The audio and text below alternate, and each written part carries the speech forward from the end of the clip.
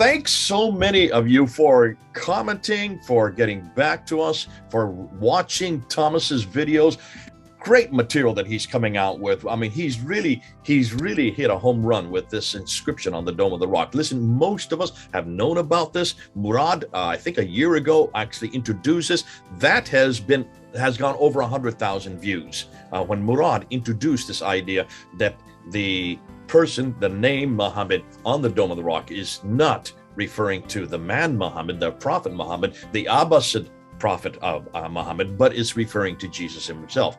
And most of us heard that. We were excited by it, but we were still on the fence. And I brought Mel in here because he got excited about this. He got excited about what Thomas did. I think it was just yesterday. And so we just put that up yesterday on looking at the inscriptions and looking at them in total, looking at them in context, not just taking one phrase out and keeping it in isolation, but looking at the entire context. That's what you need to do with every one of these inscriptions. Thomas did a great job.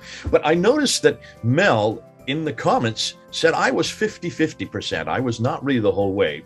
But now, after this, seeing what Thomas has introduced using Christoph Luxemburg's translation of the Arabic, I am now convinced that this is about Jesus Christ. But it goes beyond that, because Mel has found something else. Being Mel, he's always investigating, he's always scratching, and the more he scratches, the more he finds, the more he finds, the more they whine, the more they whine, the more we shine. Oh, how sublime. This is typical Mel fare. He is great at as a sleuth, going back. He says, JJ, there's another phrase that we need to look at in these inscriptions. So Mel, it's so good to have you here. Thanks for coming on board. This is an addendum, Mel, that we're going to now introduce to these good people. This is an addendum to what Thomas has just done, and we're going to do it quickly because we need to do it alongside it, because we're looking at the same inscriptions. You found something else in those inscriptions. Help us out here. What is it you found? We're all waiting with bated breath, and in my case, I'm even salivating. I'm so excited. What is it you found to help us out? Well, it fits in nicely with what Thomas has been saying for the last few videos, and I do want to compliment Thomas on all the fantastic work he's been doing over the last set of videos. But he mentioned quite a lot about the Syriac background to the Quran, and what was interesting is that I had seen a source for the Shahada actually months ago.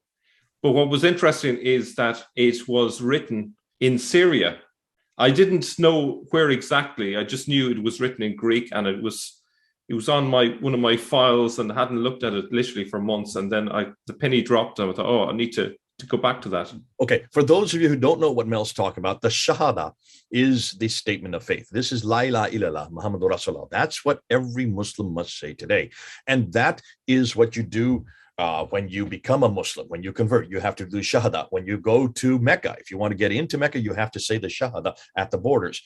This is the statement of faith that defines who God is and who Muhammad is. Now, according to most scholars, not all scholars anymore, but most scholars believe the Shahada, the first reference to the Shahada, is here on the Dome of the Rock. And you've heard me say it many times. You've heard Mel say it many times. This is the earliest we know of any Shahada. We don't see a Shahada earlier than these inscriptions. So you're going to take that and you're going to say, hold on a minute there. We need to look at that more carefully. Go ahead. Yeah, so I think we need to go back 300 years to an area right next to Damascus. So we're talking just a stone's throw away. 300 years before. It's in the culture, and it's straight out of the Judeo-Christian polemics that were going on. And these are slogans from those polemics. So it's exactly in the same ballpark as what Thomas has been saying. So what I'm going to do now is share my slides with you. So this was the slide that Thomas Alexander showed the other day. And the bit in red is the bit that I'd like us to focus on. There is no God but God alone. He has no associate. Now, if you ask most Muslims, even most non-Muslims, if when did that first start, they would say 7th century on the Dome of the Rock. There was nothing like that before. However, there was something very like that before, and it came from Syria as well, as we'll see. So where does it come from? So according to Pines, this is slow-mo Pines, we can trace it back to a 4th century source written in Greek. Way back in 1984, he said that La ilaha illa Allah and La ilaha illa huwa are translations into Arabic of slogans used in Judeo-Christian polemics during the previous centuries. A Greek form of the Tawhid exists in the Pseudo-Clementine homilies, and in Greek it says Hes, Esten ho Theos, ke plen otu uk esten. And in English that would be, God is one, there is no God except him. So you can see how close they are, or how close it is to the rock inscription. So let's have a look at it in context. So here it is in green.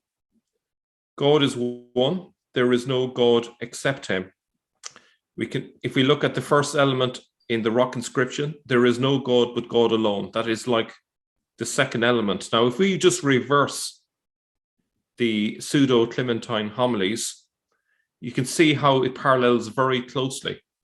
So there is no God except him. That's pretty much the same as there's no God but God alone. And the second one from the Pseudo-Clementine homilies, God is one. Well, another way of putting that, if you say God is one, is that there are no other gods. So God has no associate. Okay, so it's basically the equivalent.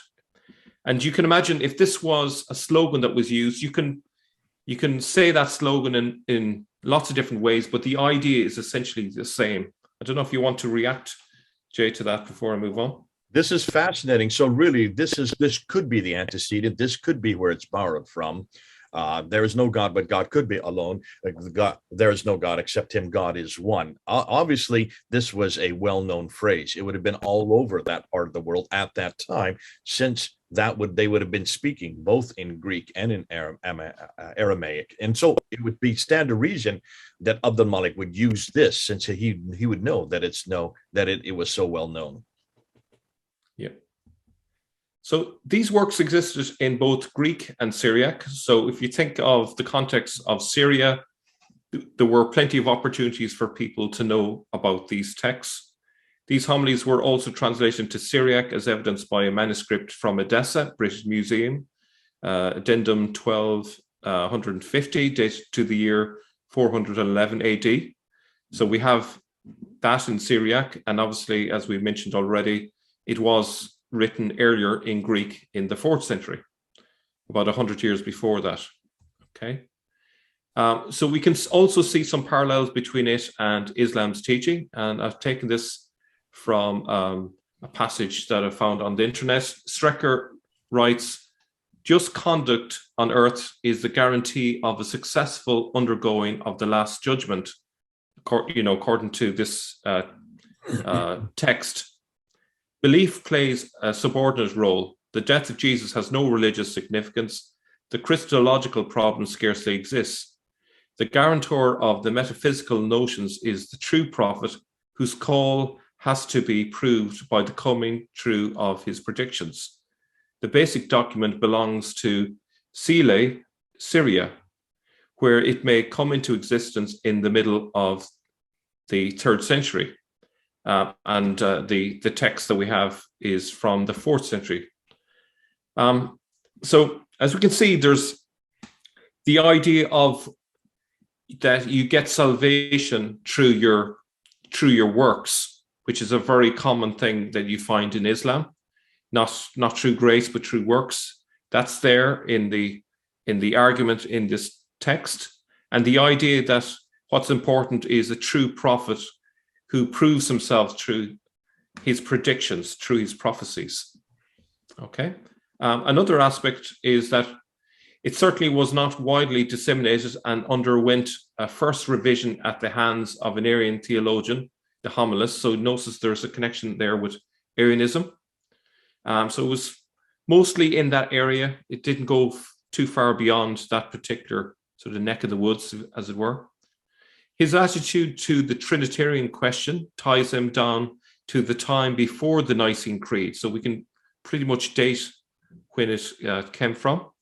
It's probably to the first 2 decades of the 4th century. So we're talking from 300 to, say, 320 AD. And again, it says he too may have written in Sile, Syria. So it's fascinating. We can see that it's written in a particular location, a particular time, and it is a polemic to do with the debates about Christology at that time, just before the Nicene Creed was formulated. Now, what's really interesting is Sile, Syria means hollow Syria, and you can see the area on the map there. The Latin is Cilia, Syria, or Cava, Syria. In Greek, it is Kili, Syria, which I think it was the originals, and then it's got Latinized. It was a region of Syria in classical antiquity. It probably derived from the Aramaic word for all of the region of Syria, but it was most often applied to the Bekaa Valley between the Lebanon and the anti-Lebanon mountain ranges, which is here. Now, it's fascinating that this text was written there, right in the Valley of Bekaa, and obviously the Valley of Bekaa appears in the Quran as well, so there's a good tie-in there. And what's also interesting is the fact that Sile means hollow, and so does Makkah. According to some people, they would say Makkah means hollow as well. So there's a lot of interesting overlaps that we can spot there.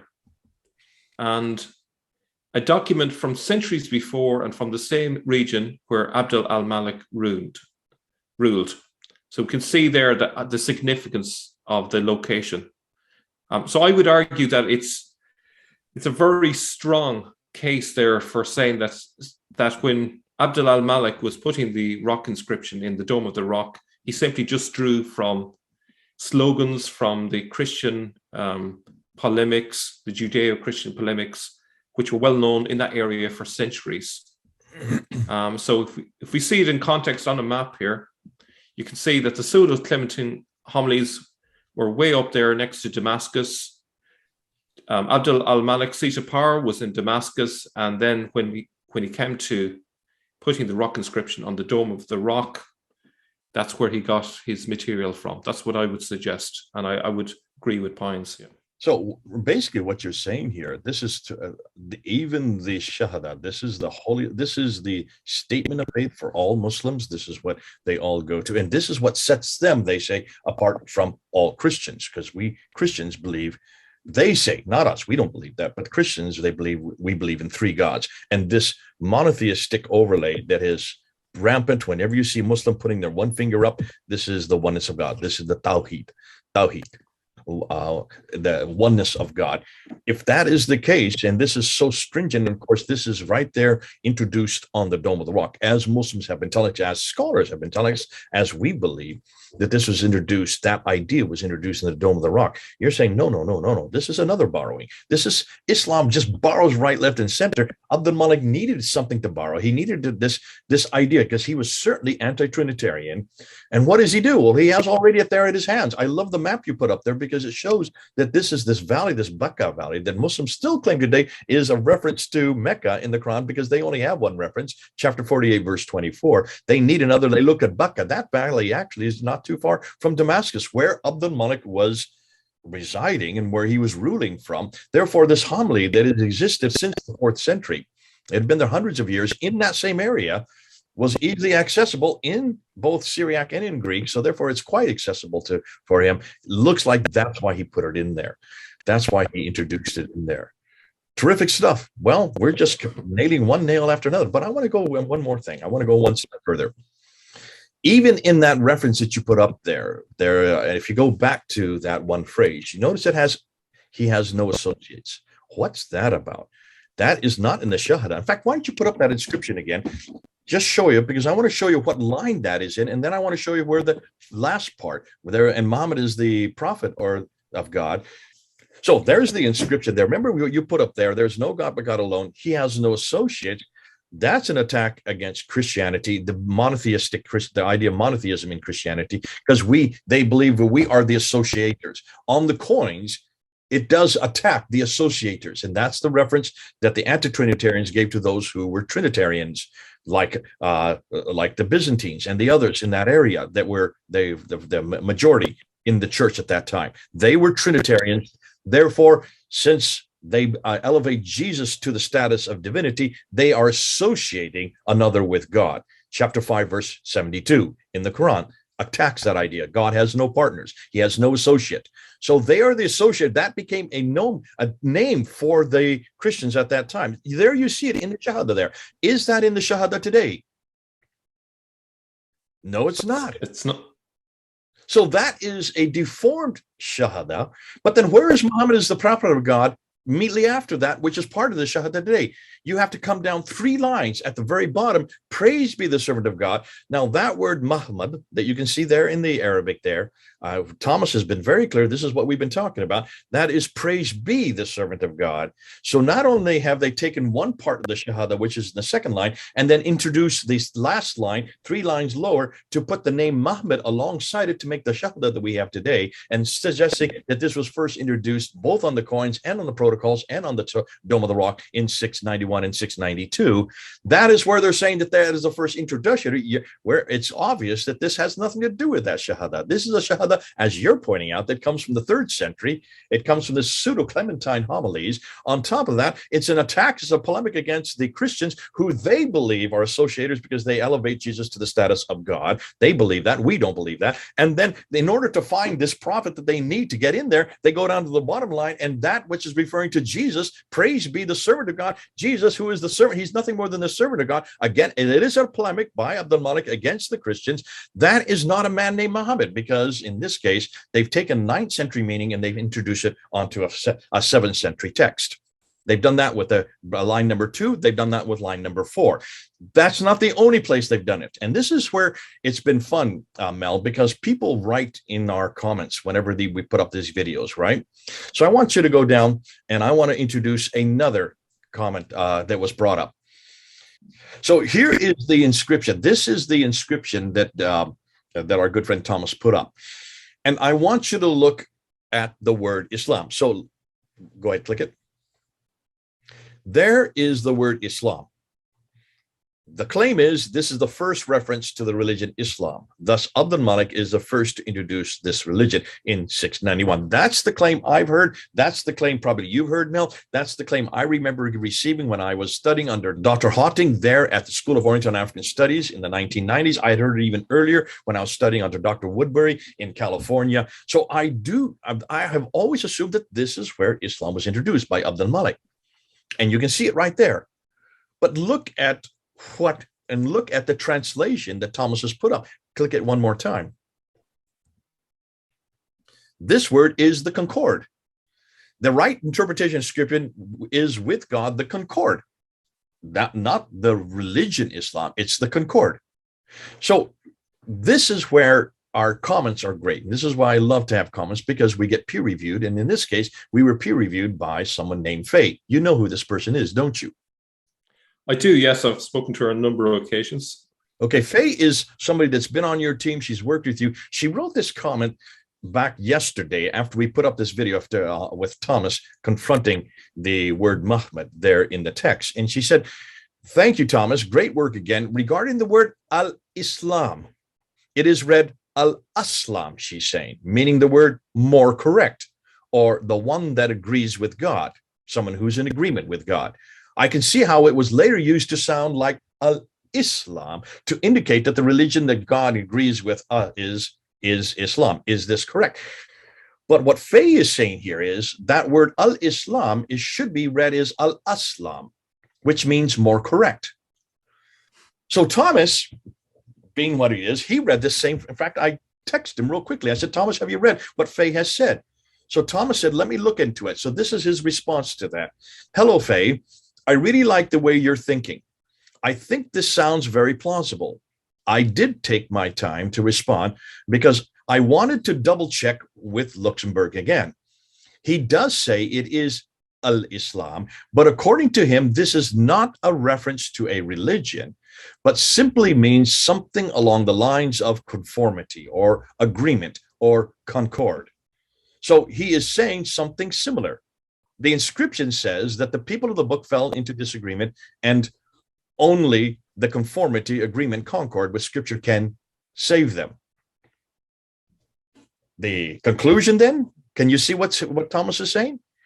Concluding what Thomas is admitting from Fay's comment is, this is yet another example of taking a 9th century meaning of the word Islam, finding a reference to it in the inscriptions, and imposing that meaning onto the 7th century text, when that was not what Abdul Malik even intended. He was not introducing a religion called Islam at this point. That word actually was introduced much, much later by the Abbasids. But once you read it using that narrative, once you look at everything from an Abbasid standpoint, everything you read in the 7th century is going to have that overlay, going to have that narrative. As how many times have we warned people about this, Mel? We warned people about the coins not doing this. Now we're warning them, don't do this with inscriptions. Yeah. Can I just throw in a little bit on this? If we compare it with the word orthodox, which means right belief, that was used as an adjective to describe, a Christian who's in conformity. So, and then it became the name of a Christian denomination later. So I see this as kind of like a parallel there.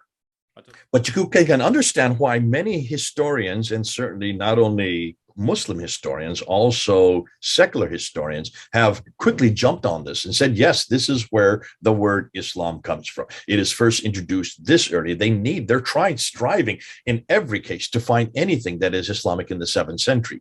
And that's why it's fascinating. We, as sin sifters, we're taking every one of these references and we're putting it into the sift. And what comes out below, what we're finding is everything that they're putting into the sift, what we're putting in the sift is a 9th century interpretation. We go back to the 7th century. It's a totally different interpretation. So, Mel, go ahead. And what would be your conclusions? Well, I think it's clear that Islam has borrowed heavily in every aspect, and we can see the Tawheed has been borrowed from centuries before. Abdul al-Malik only had to go a stone's throw away to get the slogans that he needed for the rock inscription. They're there in Greek, they're there in Syriac. He could take his pick. He may have reversed the order of them, but essentially it's the same ideas. And then we also have Aslam being used later, not in Abdul al-Malik's time, but later during the Abbasid time is when it got changed to the name of religion, when they needed a name to distinguish themselves from the outsiders. So really you wouldn't expect the word Islam to be used as the name of a religion in the 7th century, because it's really only in the next century, the 8th century, that there is a sense of them seeing themselves as something different from the Christian denominations, I would say. Yeah. And just as we would not introduce or impose a 21st century view onto a 7th century environment, we're always being careful not to do that. That's called good exegesis. Eisegesis does the opposite. You put your own interpretation onto a text that comes from a different author at a different time in a different place. This is called eisegesis. It looks like even the Western scholars have done that. They've been doing that unto it's unfortunate. And that's why we need to get back to the original text. We need to go back and see what the author intended. And Abdul Malik, what he was intending, this is a polemic against the Trinitarians. There's no bones about it. He was not introducing a Shahada that we now know today. He was not introducing a religion called Islam that we know of today. And he was certainly not introducing a man named Muhammad. That we now know today. All three of these, the Shahada, Muhammad, and the religion, are all in turn imposed onto that text when they should never have been. Great stuff. Thanks so much, Mel, for bringing this to our attention. My pleasure. Thanks for catching me and being able to use this as an addendum to support exactly what Thomas is saying. This is Mel and Jay, 4,000 miles apart. Well, actually, 3,000 miles apart with you. Over and out.